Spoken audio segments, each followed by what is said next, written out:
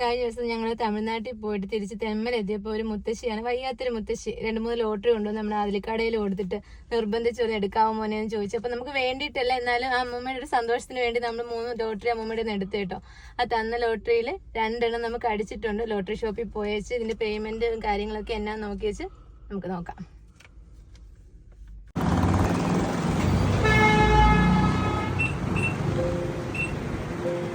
അപ്പൊ ചേട്ടൻ നമുക്ക് എത്ര അടിച്ചിരിക്കുന്നേ? 5,500 അടിച്ചിട്ടുണ്ട്. 1,500 1,500 നമുക്ക് അടിച്ചിട്ടുണ്ട് കേട്ടോ.